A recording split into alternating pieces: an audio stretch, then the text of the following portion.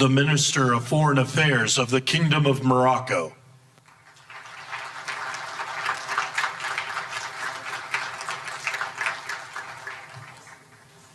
the President of the Argentine Republic,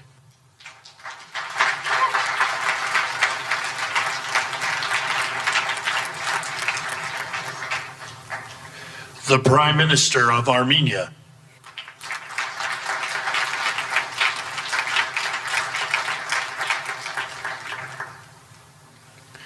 the President of the Republic of Azerbaijan,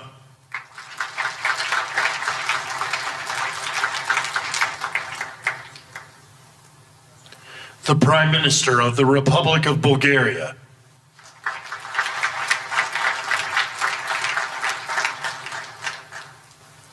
the Prime Minister of Hungary,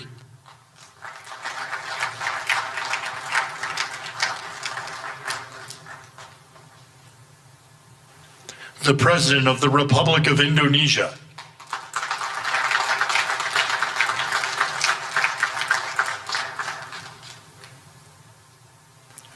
the Deputy Prime Minister and Minister of Foreign Affairs and expatriates of the Hashemite Kingdom of Jordan, the President of the Republic of Kazakhstan,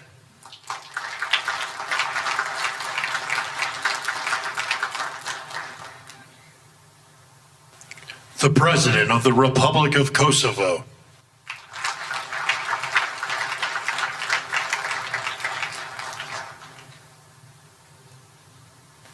the Prime Minister of the Islamic Republic of Pakistan,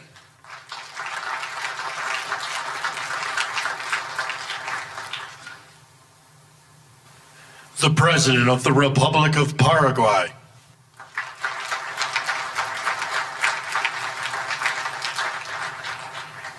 the Prime Minister and Minister of Foreign Affairs of the State of Qatar,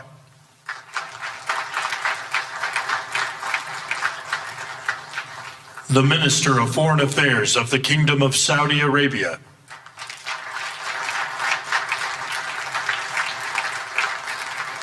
the Minister of Foreign Affairs of the Republic of Turkey,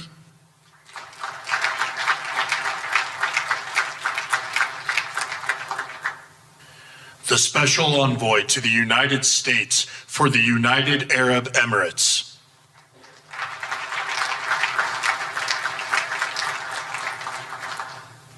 the President of the Republic of Uzbekistan,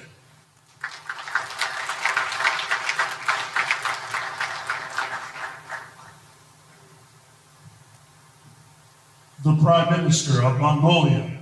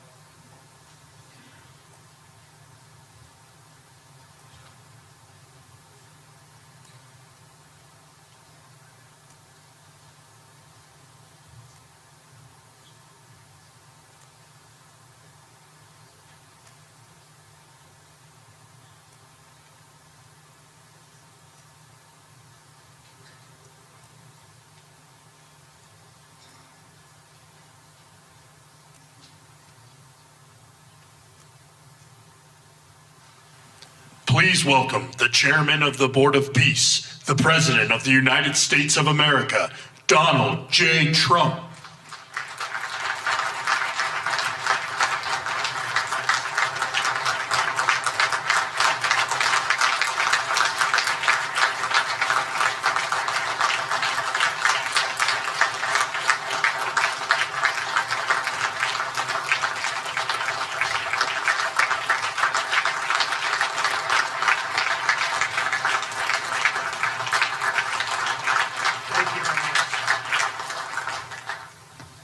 Well, this is a very exciting day, long in the making, and many countries have just received their notice, Everybody wants to be a part of it, and we'll work with many others, including the United Nations. But I want to thank you all for being here. Yesterday, we had an incredibly successful visit with many of the world's top business leaders, the best, the biggest, most successful, and foreign heads of state. And now we have one of the most important meetings of all, the official formation of what is known as the Board of Peace. I want to thank the Secretary of State, Marco Rubio, Special Envoy Steve Witkoff, and Jared Kushner, and their extraordinary work. I mean, they've done an amazing job. We have peace in the Middle East. Nobody thought that was possible. We've settled 8 wars, and I believe another one's coming pretty soon. You know what that is? The one that I thought was going to be an easy one has turned out to be probably the most difficult. Last month, 29,000 people died, mostly soldiers, in Ukraine, Russia. Think of that, 29,000, 27,000 in the month before, 26,000 in the month before that. It's terrible. But we have meetings and we think we're making a lot of progress. Thanks as well to Secretary Scott Bessent, Howard Lutnick, and Chris Wright, U.S. Trade Representative, Jameson Greer. They're all doing such an incredible job. Ambassador Callista Gingrich, who is here, doing a fantastic, really fantastic work. Thank you, Callista. And many other members of my administration who are so committed to peace, and they're also committed to great success. Very importantly, let me recognize the very first group of distinguished members of the Board of Peace. They will be introduced by name in just a moment. Caroline will be doing that introduction. And to each and every one of you, we are truly honored by your presence today. Leaders of countries, in most cases, very popular leaders. Some cases, not so popular, but that's the way it goes in life. Thanks as well to President Karol Nawrocki of Poland, who's a fantastic man. He just won a very big election. I'm very proud of him.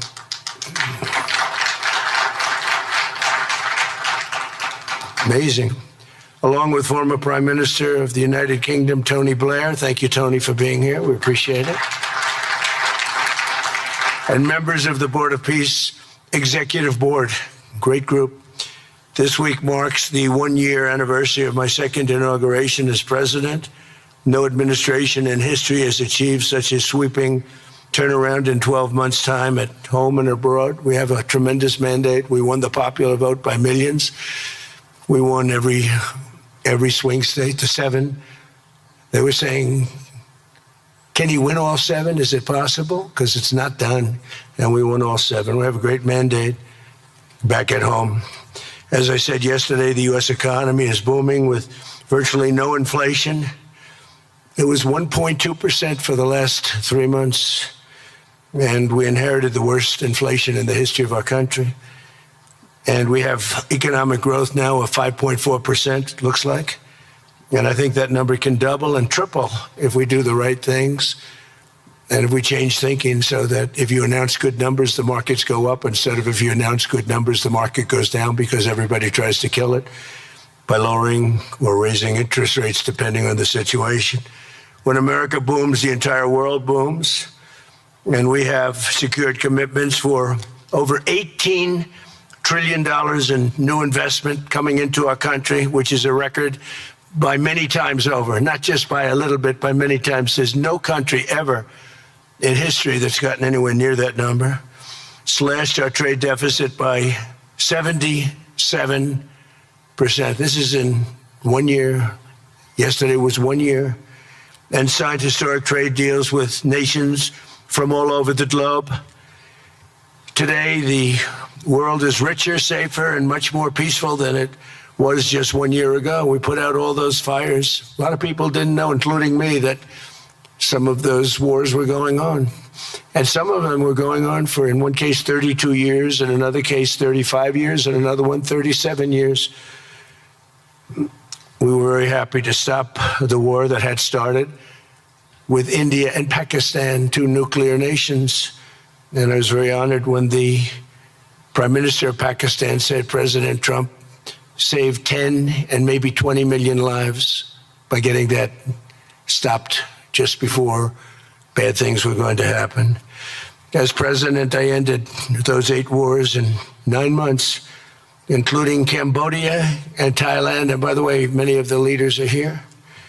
Kosovo and Serbia, the Democratic Republic of the Congo and Rwanda, Pakistan and India, Israel and Iran, Egypt and Ethiopia. We're working on that right now. I met yesterday with a very good general and a very good leader of Egypt.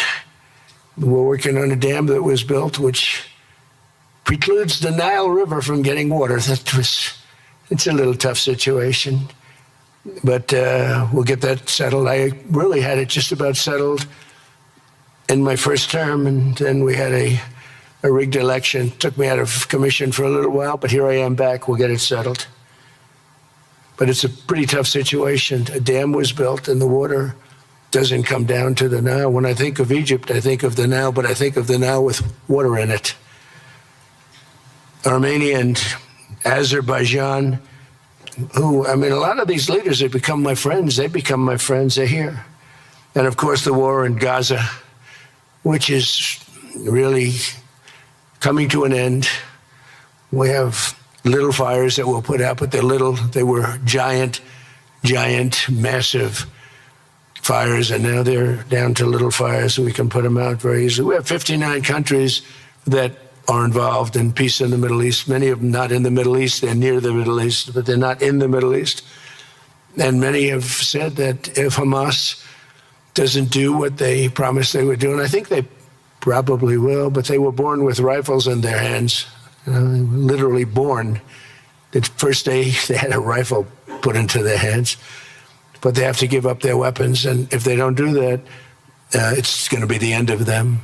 But many countries have told me we want to go in and do it. And they really aren't countries that you traditionally think of as being involved in that.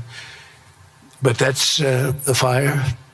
Hezbollah in Lebanon, we have to do something about that. But these are, I call them remnants. They're small remnants compared to what it was before. It was massive, large, powerful countries fighting each other. In another great victory for the ultimate goal of peace in June, we obliterated Iran's nuclear enrichment capacity with Operation, we call it Operation Midnight Hammer. And it was midnight, it was dark, no moon, and every single one of those bombs from the B-2 bombers hit the air shafts and went deep into the earth and totally obliterated everything that they were doing. They were 2 months away from having a nuclear weapon. Can't let that happen. And Iran does want to talk, and we'll talk.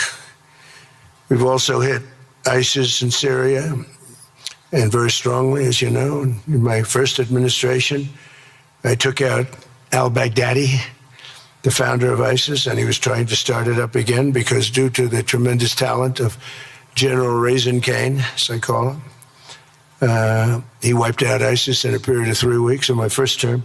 You know, we had a great first term, but the second term is, I think, blowing it away, actually. But we took out ISIS, and we had, it was gone, but during the Biden administration, it formed again a little bit. We hit it very hard in Syria. And Syria, by the way, I spoke with the president, is making a lot of progress, tremendous progress, actually. We're very happy about that. We took off all sanctions, which gives them a chance to breathe. And he is working very, very hard, and I think he's going to put it all together. So many things are happening, many good things. Threats to Europe and America, the Middle East, and other places are really calming down. It's a lot different than it was just 1 year ago. Just 1 year ago, the world was actually on fire. A lot of people didn't know it. And in Nigeria, we're annihilating terrorists who are killing Christians. We've hit them very hard. They've killed thousands and thousands of Christians. What's that all about? Much of this unprecedented success is possible because I rebuilt our military in my first term, and now we're making it even stronger. We have a budget of over $1 trillion this year, and next year we're going to $1.5 trillion.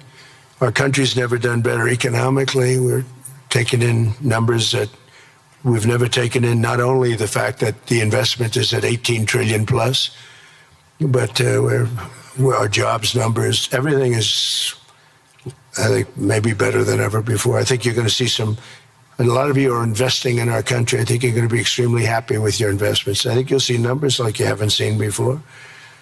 I also secured commitments from virtually all NATO allies to increase their defense spending to 5% of GDP. Everybody but Spain. I don't know what's happening with Spain. Why would they not do that? They want a free ride, I guess, huh? Every country but Spain increased to 5%. I don't know why. We're going to have to talk to Spain.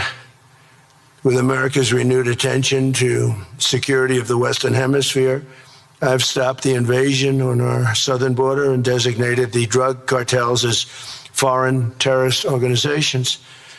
And you probably saw that we've virtually stopped almost 100% all drugs coming in by water. And now we're going to stop them on land. The land is easy. The water is tough. But that's down now. I heard it just last night. It was 97. Now it's 98.1%. And we're trying to figure out who are the 2% that are willing to get into those boats. I don't think they watch television or the news.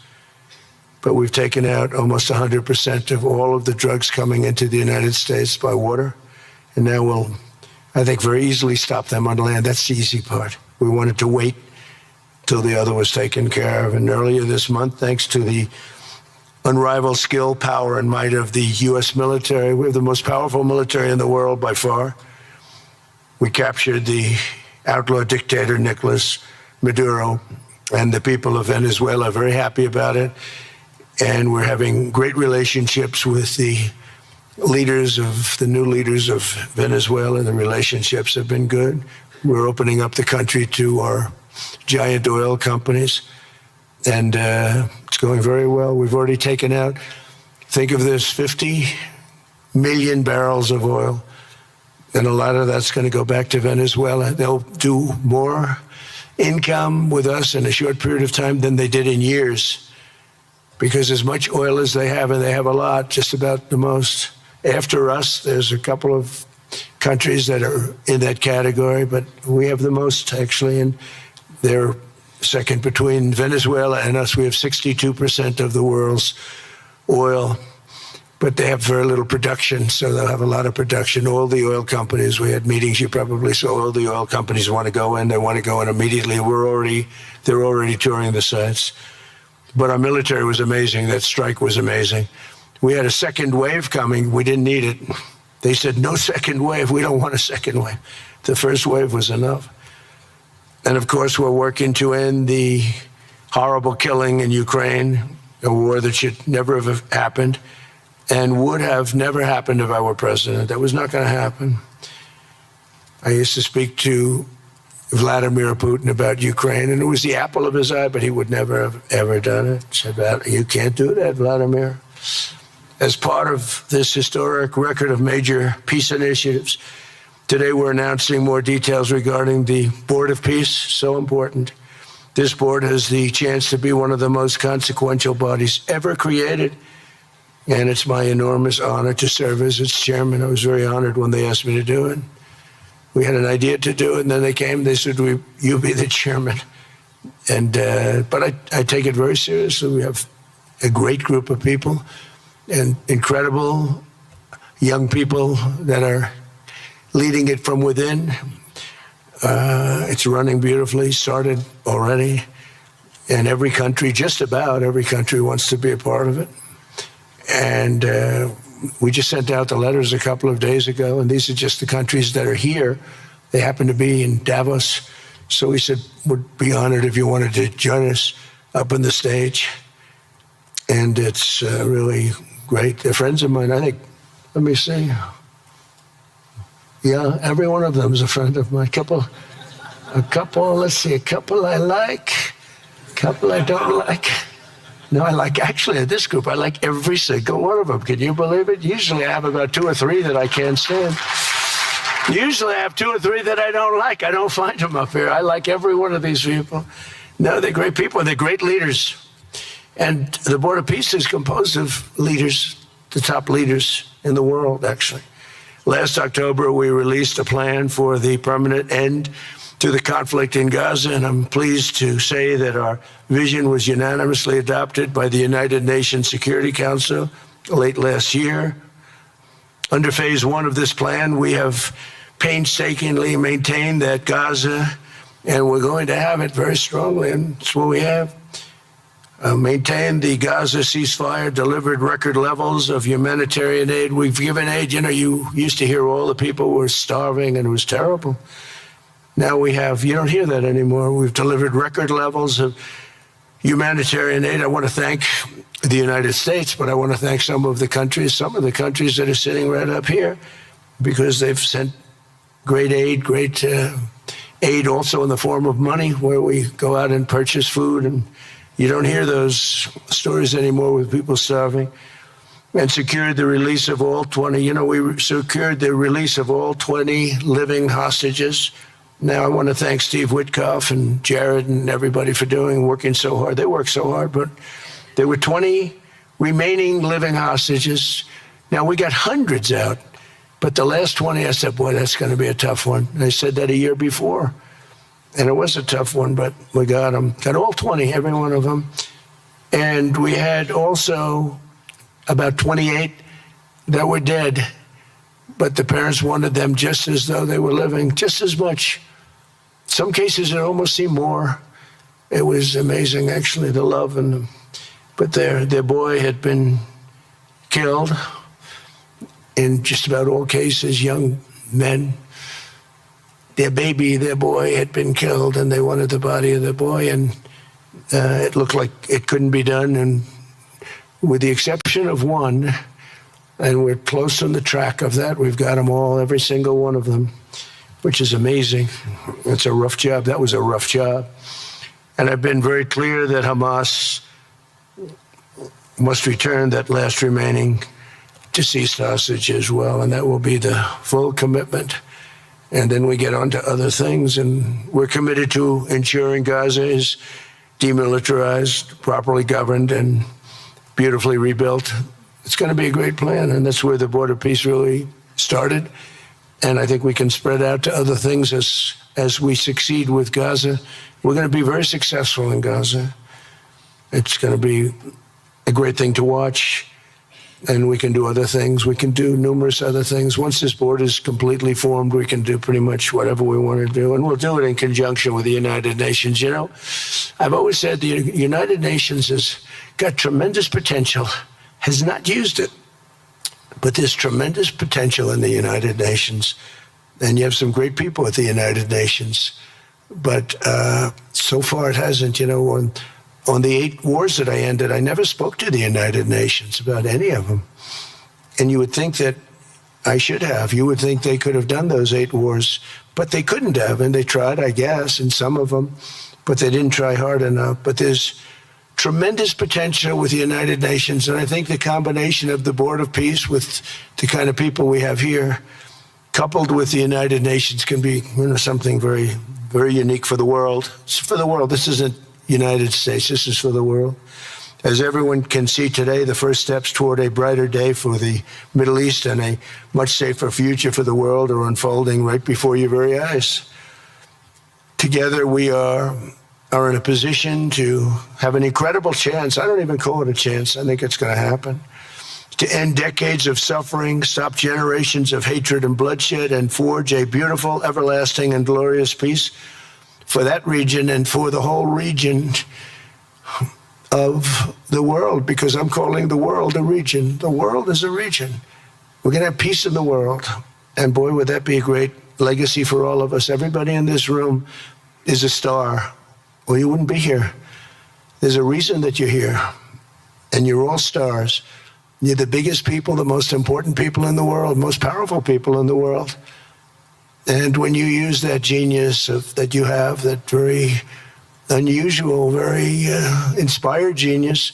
When you use that for peace, the opposite of peace has no chance. So I just want to say it's tremendous to be with you, and I think this is something that we're doing that's very important. This is the most important. I was so looking forward to being here, and yesterday was a tremendous success. A lot of good things happened, but this was something that I really wanted to be here and do, and I could think of no better place because so many people were together.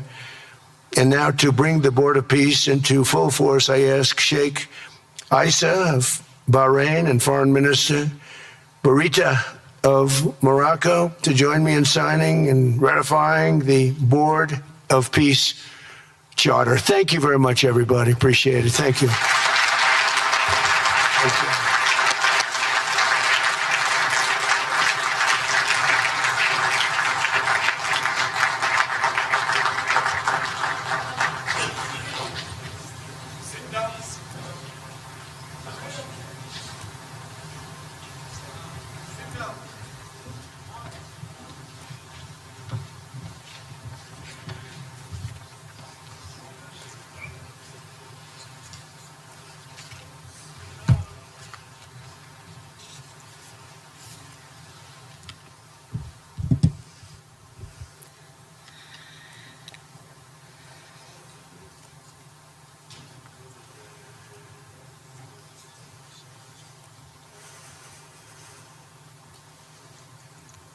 Okay.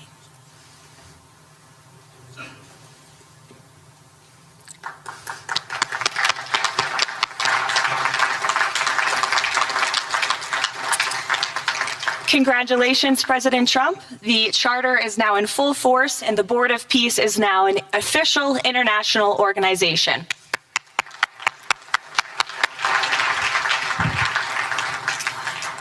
We will now continue the signing ceremonies, beginning with the President of Argentina and the Prime Minister of Armenia.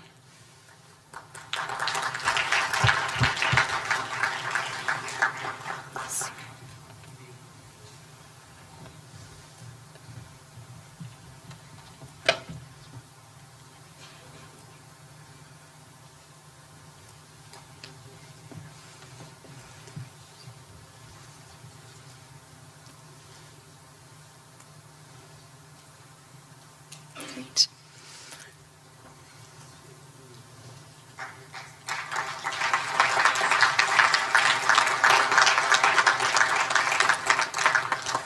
Next up, the President of the Republic of Azerbaijan and the Prime Minister of the Republic of Bulgaria.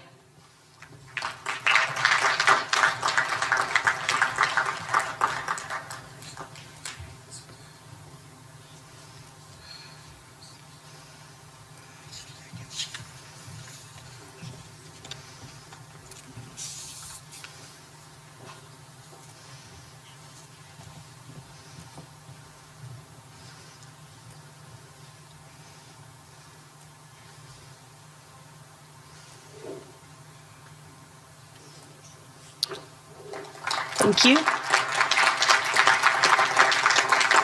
Next, the Prime Minister of Hungary and the President of the Republic of Indonesia.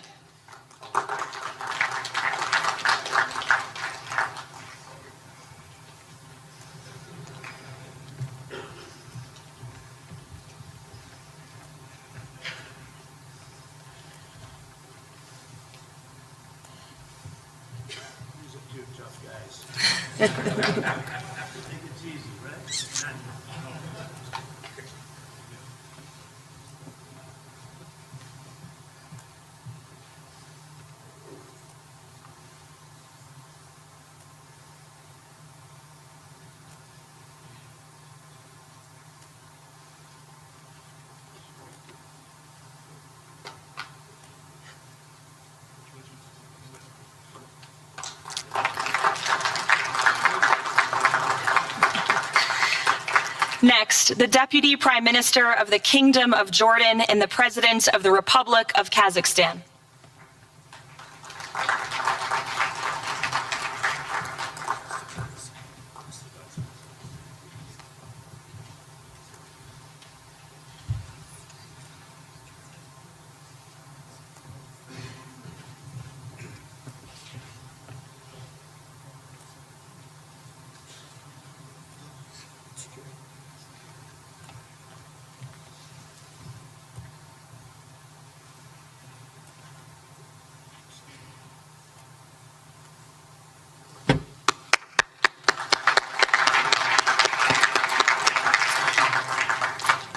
Next, the President of the Republic of Kosovo and the Prime Minister of the Islamic Republic of Pakistan.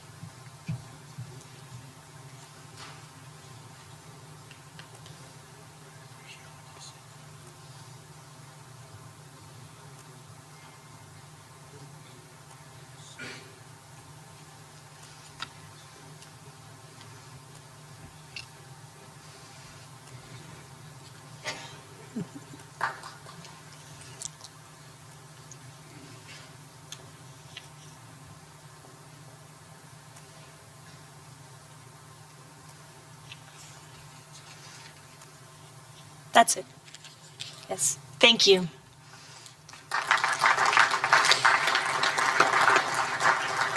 Next, the President of the Republic of Paraguay and the Prime Minister of the State of Qatar.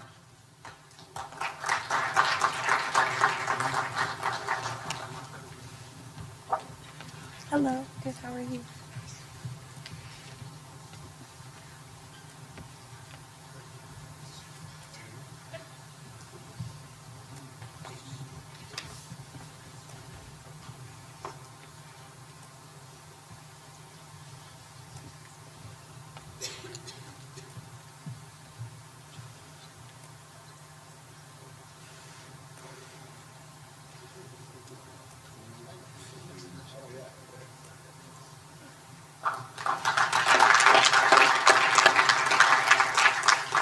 Next, the Minister of Foreign Affairs of the Kingdom of Saudi Arabia and the Minister of Foreign Affairs of the Republic of Turkey.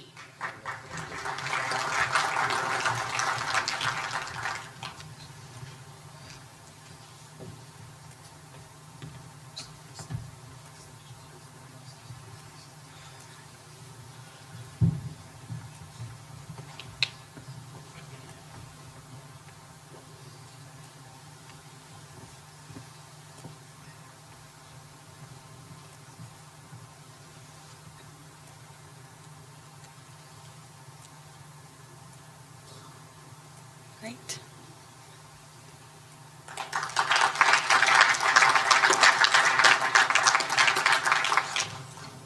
Next, the Chairman of the Executive Authority Affairs of the UAE and the President of the Republic of Uzbekistan.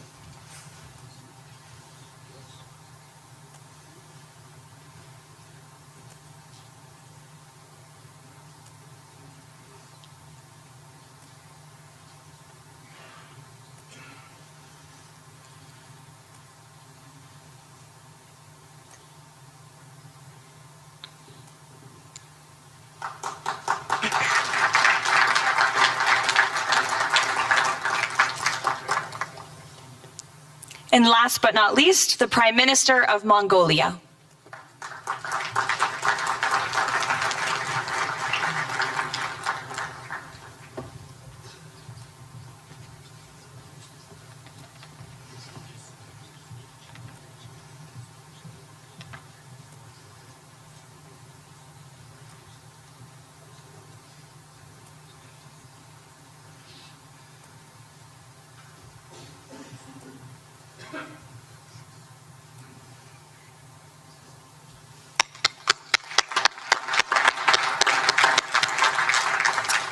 Congratulations, everyone. This concludes the signing ceremony. If President Trump and all of the Board of Peace members could please join the President around the table. The President is now going to sign the inaugural resolution that will resolve the Board of Peace's Gaza mandate per the United Nations Security Council Resolution 2803.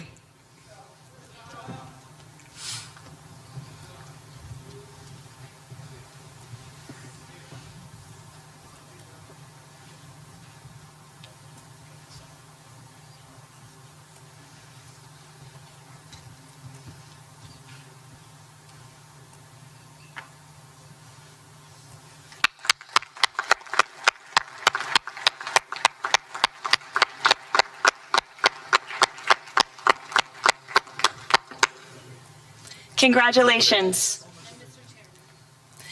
If President Trump and all Board of Peace members could please take their seats in the front.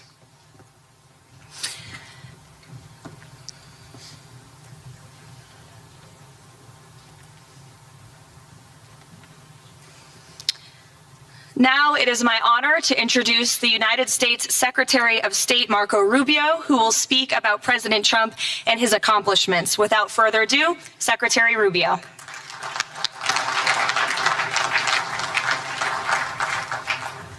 Thank you very much. It's an honor to be here today. It's an honor to serve as the Secretary of State during a historic presidency. And it's a historic presidency because the President of the United States, Donald J. Trump, is someone who is not limited by what others say is possible or what others say is impossible. He's not limited by some of the things that have happened in the past, and he's willing to talk to or engage with anyone in the interest of peace, always putting the American people and our national security first, but understanding that in the world that we share with so many others, peace is paramount to all of us. We are here today because of President Trump's vision. If we go back just a few months ago, people thought what was happening in Gaza was impossible to solve. 28 hostages that were dead, others that were still living, all these hostages that were being held. No one thought that that would ever come to a resolution without more fighting and more bloodshed along the way. In fact, frankly, many thought it was intractable. And sadly, many of the institutions that have served us well, in many cases for the last 70 years, were unable to do anything about it. But President Trump had the vision and the courage to dream the impossible, to believe that it was doable, and to pursue it with all of his heart. And he was in that capacity assisted by an extraordinary team, and I think both Jared and Steve deserve a tremendous amount of credit, Jared Kushner and Steve Woodcock, for all the work they put in. And all of our partners here today. And now we have this Board of Peace, who I believe's possibilities are endless. Obviously, with a focus first and foremost on making sure that this peace deal in Gaza becomes enduring. And I know this president has it as his highest priority and will give it everything he has to make sure that this is successful. I also want to acknowledge the extraordinary leaders that are here today. This is not just a Board of Peace, this is a Board of Action. Just like President Trump is a president of action.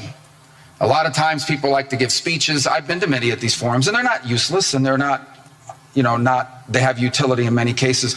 But oftentimes in international affairs, we often find ourselves at events where people are reading these scripted statements, these strongly worded letters that they put out, but no action, nothing happens. This is a group of leaders that are about action. And the President of the United States is a president of action, of getting things done. And today is the beginning of that, of a new era and a new stage that we think is so important as a model to the rest of the world of what is possible. And clearly the focus is right now on Gaza and making sure that the plan that's about to be presented to you here today, this vision for the future of Gaza, this vision for the future of the region, is not just possible and promising. It is our destiny if we put the time and the effort that it requires, as I know this board will do. But I also think it will serve as an example of what's possible in other parts of the world. Without losing focus on what's before us now, this is what's possible for other places and other conflicts that seem impossible to solve right now. So I want to, on behalf of the United States, on behalf of the team that worked so hard on this, thank every single one of the leaders that are here today and all the countries that have committed to joining, and many others who are going to join. Others either are not in town today or they have to go through some procedure internally in their own country because of constitutional limitations, but others will join. Many want to be a part of this effort because it is going to be a successful effort. And you see it reflected here today among countries of different backgrounds from different parts of the world, majority Christian, some, majority Muslim, others, who've come together. In fact, former adversaries who have joined here as part of this Board of Peace. And all was possible, and I want to acknowledge this again, because of the vision and the drive of the President of the United States. So thank you all for joining us here today. We appreciate it very much.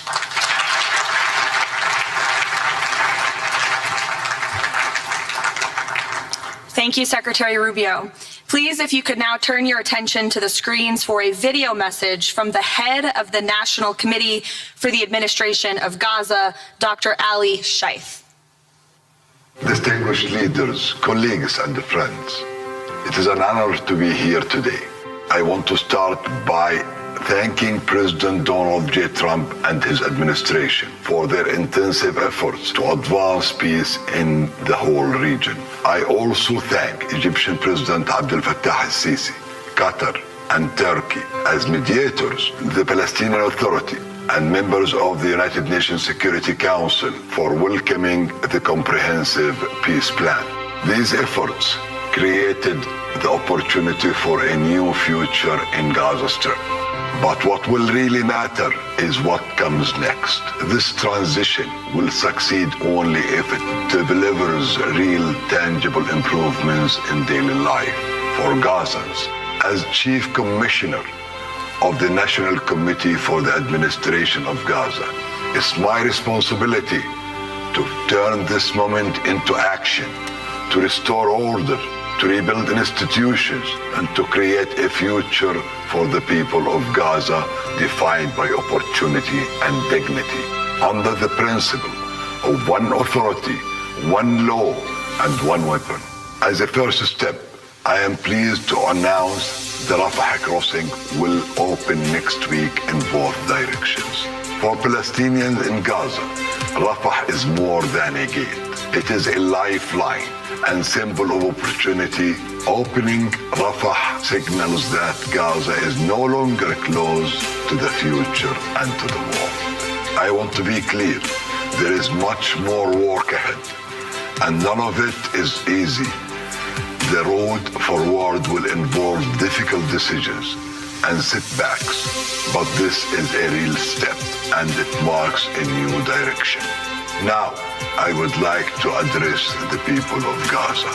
من أرض الكنانة أتوجه الآن بكلمتي إلى أبناء شعبنا الصامد الصابر في قطاع غزة.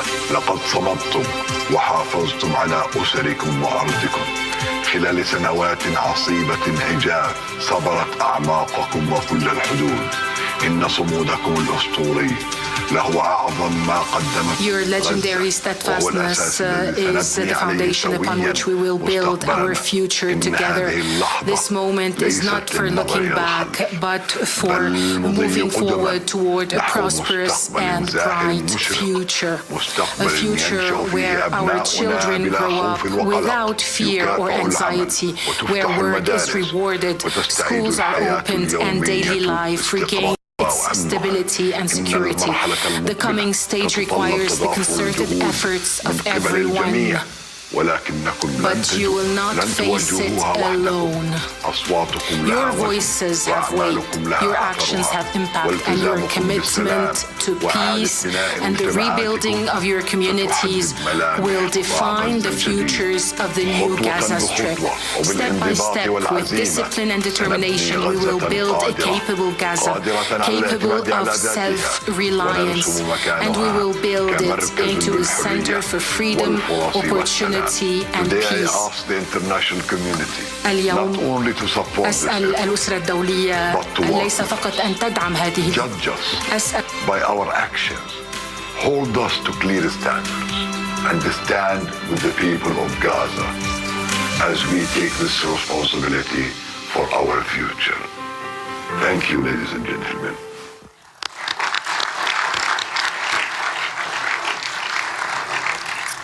I now would like to welcome to the podium U.S. Special Envoy Steve Witkoff and Jared Kushner.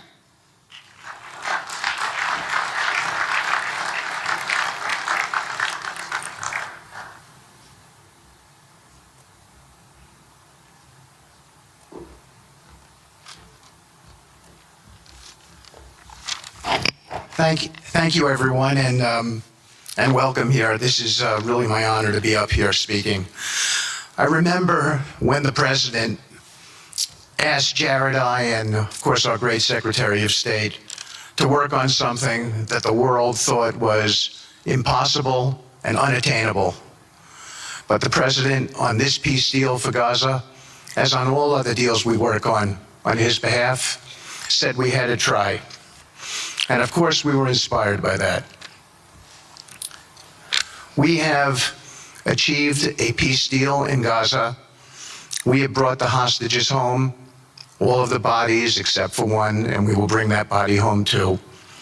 And maybe most importantly, we have created a sense of hope for what the future can bring in Gaza and all other places where the Board of Peace will operate. And I am so honored, Mr. President, to have worked on this on your behalf. I'd like to thank some people here who are here with us tonight who have done so much, done indispensable work to bring this deal together. Sheikh Mohammed, my good friend from Qatar, and Ali Al-Tawadi, Hakan, Fidan, and Ibrahim, General Hassan, and Foreign Minister Badr Abdulati, and of course, President Sisi, and Prime Minister Netanyahu, former Special Envoy Ron Dermer, and Michael Eisenberg for all that they did.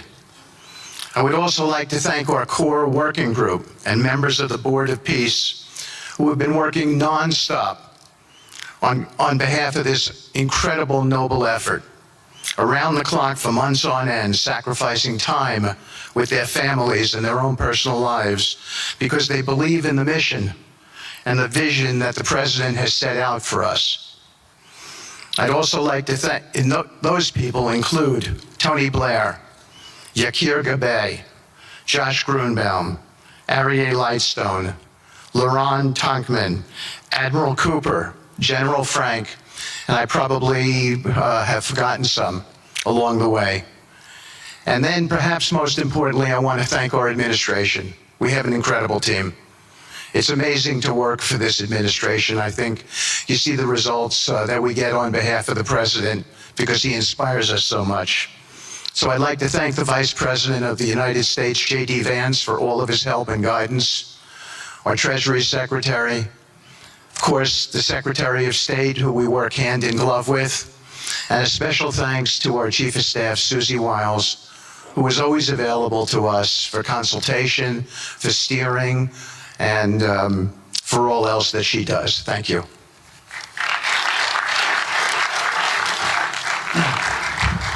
Thank you, Steve. And I have to say, one of the great honors for me of being able to work on this has been working with Steve, who really is as brilliant as he is. His heart is tremendous. It's a lot of fun to be with. And even in some of these, very difficult moments where we didn't think things were happening, working together really was an amazing treat. I'm going to go now today just through a couple quick slides just to show you the progress that's been made in the last couple months. It was just over 100 days ago that we got the final deal done, and everyone was celebrating and joyous about the hostages coming home and the end to this long war that nobody thought was possible. And Steve and I were panicking, saying, what do we do next? How do you implement peace? And as you guys know, peace is a different deal than a business deal because you're changing a mindset. And in Israel, there was 2 years of very intense war.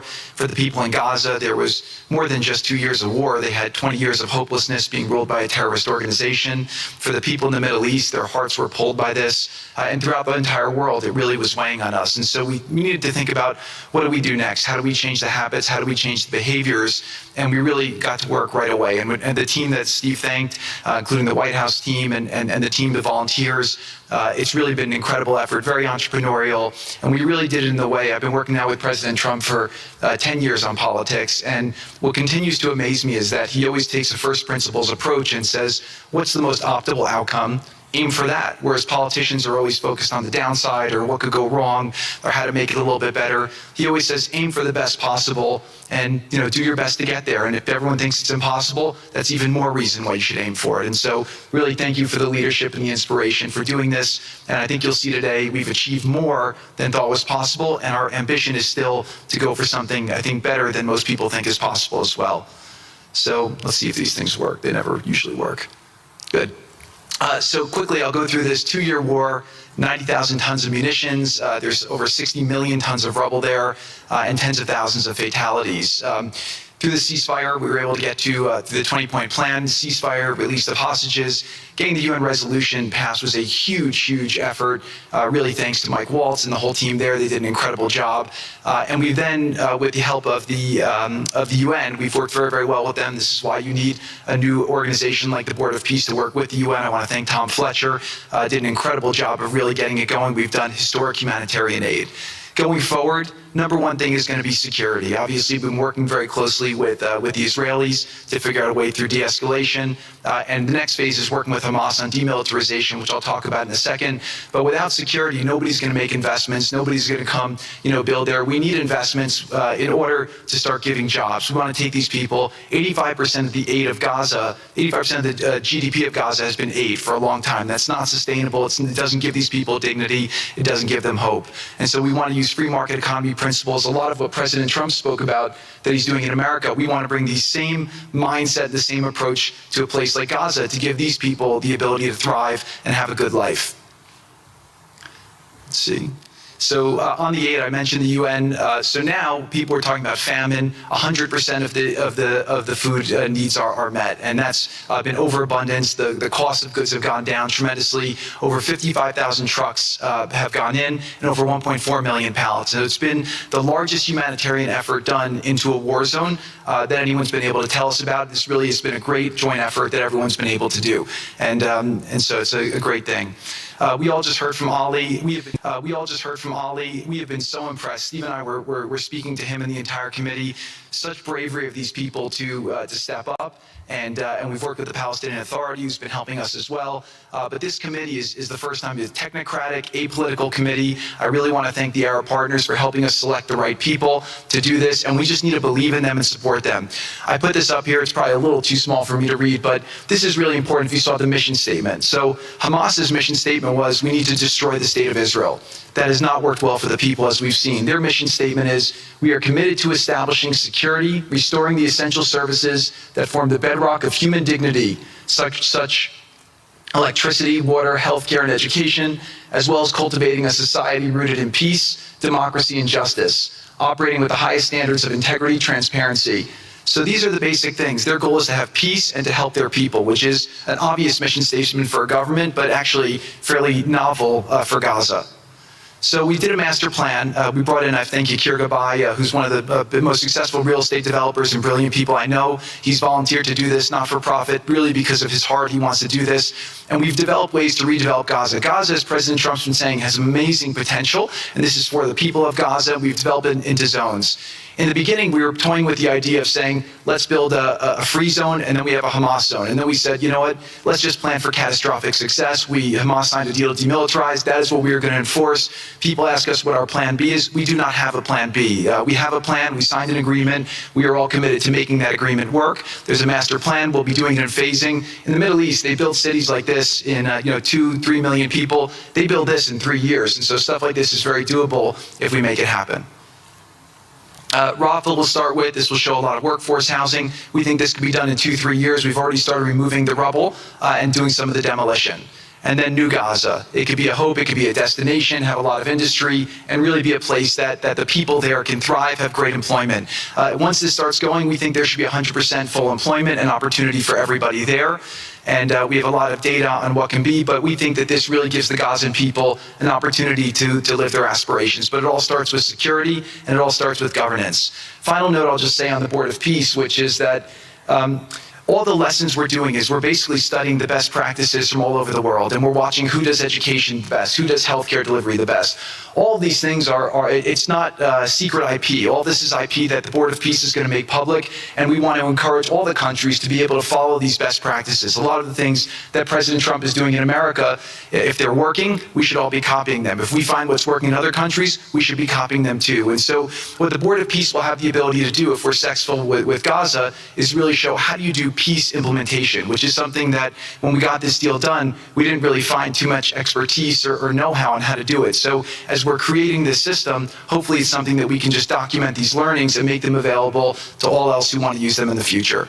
So demilitarization, this is something we're starting now. We have a new government in Gaza. This government will be working with Hamas on the demilitarization to really take the principles that were agreed to in the document to the next phase, and hopefully that will be successful. Without that, we can't rebuild. So if Hamas does not demilitarize, that will be what holds back Gaza and the people of Gaza from achieving their aspiration, and that's very important. So the next 100 days, we're going to continue to just be heads down and focused on making sure this is implemented. We continue to be focused on humanitarian aid, humanitarian shelter, but then creating the conditions to move forward. So thank you. Final point I'll just make is this is really only possible because of the work of so many people and President Trump's great leadership. But a lot of you have been asking, how can we help? So the countries have all been incredibly generous. We'll be doing the first conference where we'll announce a lot of the contributions that will be made in a couple weeks in Washington. From the private sector, there'll be amazing investment opportunities. I know it's a little risky to be investing in a place like this, but we need you to come, take faith, invest in the people, try to be a part of it. And then finally, I'll just talk to people on the media and on the social media, which is, this deal only happened because we worked with Israel, we worked with Turkey, we worked with Qatar, we worked with Saudi, we worked with Egypt. I mean, everyone worked together. We worked with UAE. We all worked together to make this happen. I see a lot of people trying to escalate, criticizing Israel or Israelis criticizing Turkey or Qatar. Just calm down for 30 days. I think that the war's over. Let's do our best to try working together. Our goal here is peace between Israel and the Palestinian people. Everyone wants to live peacefully. Everyone wants to live with dignity. Let's put our efforts towards promoting those who are doing the work to build this up, like Ali and his committee. Let's focus on the positive stories, and let's just calm down, turn a new chapter, and if we believe that peace is possible, then peace really can be possible. So we're going to continue to work every day. We need all of your help to do it. And again, I just really want to thank President Trump for his leadership in doing this. This would not have been possible without your commitment to this. Everyone thought it was impossible to end this war. You never gave up. You never stopped. Every time there was a setback, you told us to try harder. You gave us different ideas. And we've made several impossible things happen just in Gaza to date. And no reason why we shouldn't be able to make even more impossible things happen. So really thank you for your amazing leadership.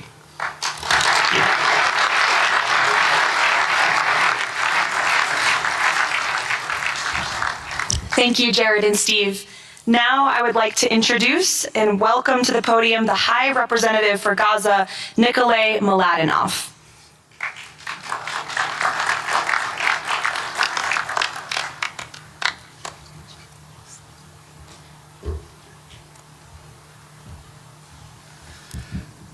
Mr. President, it's a great honor and a massive responsibility for me, for my team, for all of us to be here with you to begin this journey.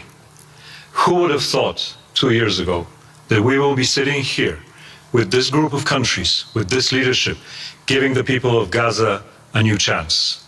Who would have thought that last Friday I would be sitting, Mr. President, in Cairo with an amazing group of Palestinian technocrats, people who you don't see on the news, people who are not media personalities, but who are experts, who are committed to giving their people a chance in life. And this is what this is all about. For too long, Gazans, Palestinians, and Israelis have lived with conflict, with death, with destruction. Now, the page turns. And whether that page turns successfully really depends on all of us. We have the ingredients for it. We have the leadership of the United States and President Trump. We have a great group of countries joining the Board of Peace and more to come. We have a fantastic Palestinian team on the ground, and we must make it work. Our partnerships are there, our plans are in place, and we need your support. And finally, I look to all of you who are in this room and who are watching this meeting from their screens at home or in their offices. Please put away your talking points for a minute. Please put away your fears. Please put away your concerns. Please stop listening to the rumors and to the gossip. Focus on what we have to do today, because the future of 2 million Palestinians is at stake, and if we give them a chance, we will do more than that. We will create opportunities for 1 billion people who live in the Middle East and beyond, and who are responsible, also who want to see transformation and a chance in life for the future. So please join us on this journey, join the Board of Peace, and join us in supporting this excellent initiative. And thank you again, President Trump and the United States, for taking this decisive leadership forward.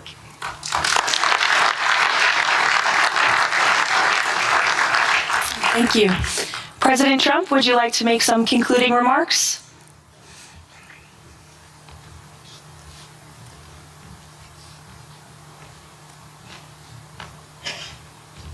Great job. Great job. Well, I just want to tell you it's all happening. And one of the first things I said when we really got involved in this project, and it's a big one, but it's very doable, I said to Jared and Steve and some of the other folks, including Larry Fink, and congratulations on the great success. The two of you have done a fantastic job. This is bigger and better than ever.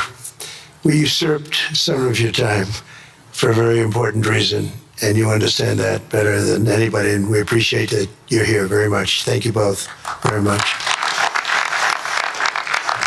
But I said that, this is a great location. It all begins, see, I'm a real estate person at heart, and it's all about location. And I said, look at this location on the sea. Look at this beautiful piece of property, what it could be for so many people. It'll be so great. People that are living so poorly are going to be living so well. But it all began with a location. That's the vision. They look out on the waters, and very few places are like it. So we put together a team that's outstanding, a team that's done it before, a team that I think has done tougher jobs. If you want to know the truth, we've done some tough jobs. And we continue to, as far as the United States is concerned, we're behind it. And the United States has never been stronger, never been bigger, better. It's doing really well. You see that, building thousands of businesses, plants, factories all over the United States are right now under construction. Nobody's ever seen anything like it. And this is just an honor to be involved with this, and to be involved with the great people in this room and the great leaders that are sitting on stage. We thank you very much. And we have many others that have signed up, and they all want to be members of the Board of Peace, because it really will be important. This is not going to be a waste of time. We waste so much time on things that never happen. This will happen, and it's already happening. Thank you very much, everybody. It's a great honor to be with you. Thank you. Thank you.